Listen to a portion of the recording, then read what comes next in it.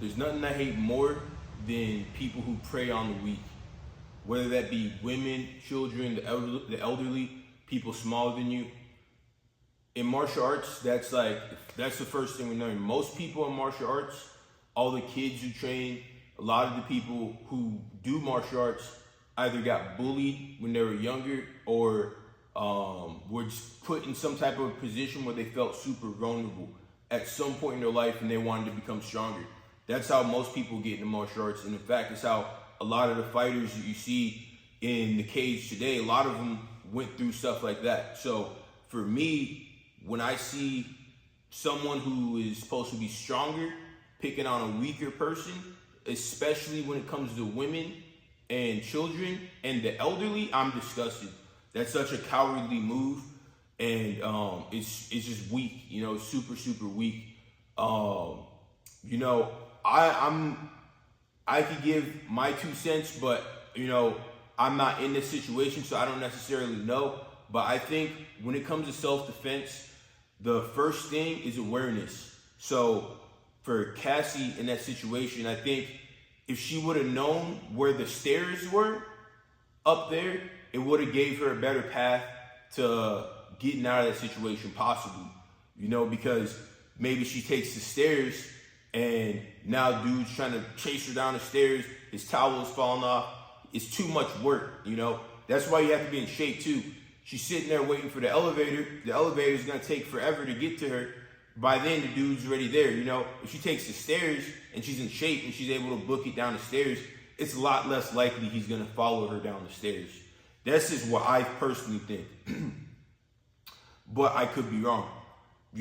I think it's really important if you're in a scenario just to know all the different factors, know the exits, know the entrances, in that situation that she was in, if her life felt threatened enough, pull the fire alarm, pull the fire alarm, make it a scene, make it an absolute scene.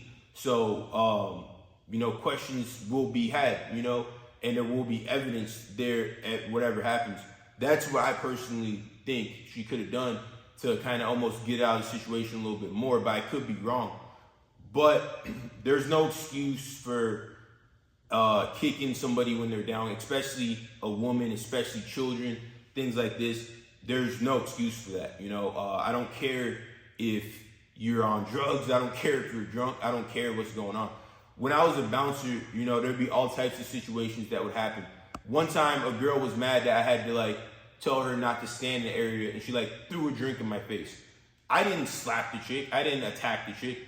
I'm just this person is, I don't like this person, but you can't attack people, especially people that you're way stronger than.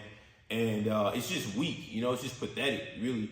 It's disgusting. It's really, really, that's probably the worst trait a human could have, is going after somebody who they know can do nothing to them and just really piling on them and just trying to destroy them. I don't have respect for that, and I don't have respect for people like that.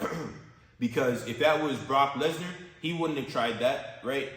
If that was, Francis Ngannou, he wouldn't have tried that, And in fact, when he was with J-Lo, I don't believe that he did any of that or tried that. So it's just if you're in a position of power and you're trying to take advantage of people, I just don't respect you, especially as a fighter, because especially as a fighter myself, I know what it's like to be vulnerable. When I was a kid, super skinny, all my friends were a lot older than me, and I was always a super small, skinny one. So I had to fight everybody bigger than me, fight everybody older than me. And a lot of times I lost the fights, and I felt super vulnerable. So that's what made me get into martial arts. So I wanted to become as strong as I possibly could so nobody could kick my ass. Nowadays, I'm a lot better and I can beat up a lot of people. But, I still get my ass beat here and there. I still take some L's here and there, as do everybody. But it's just not cool. It shows a lot of weakness in the person to go, if you're 300 pounds, there's no way you should be trying to beat up an 100 pound person. You know what I'm saying? I don't care how mad they get you. It just shows that you're weak because you can't control yourself emotionally.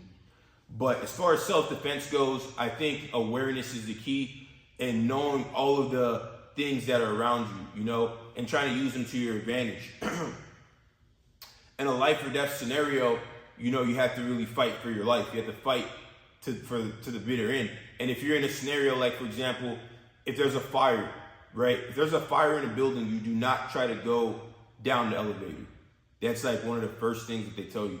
So if someone's like chasing you and trying to really put damage on you, I feel like you maybe shouldn't try to hit the elevator. If you have other options like the stairs, you know, you should try to run down the stairs. That's why you gotta be in shape so we can fight for our lives, you know. But that's my 2 cents, you know. The apology, I don't really buy it because dude lied, you know, so much beforehand. Self-defense, I think everybody should learn self-defense. Women, children, elderly, everybody should learn self-defense, you know, and learn the concepts of self-defense, not just the punches and the kicks, but the concepts of how you can keep yourself protected in certain situations. Peace.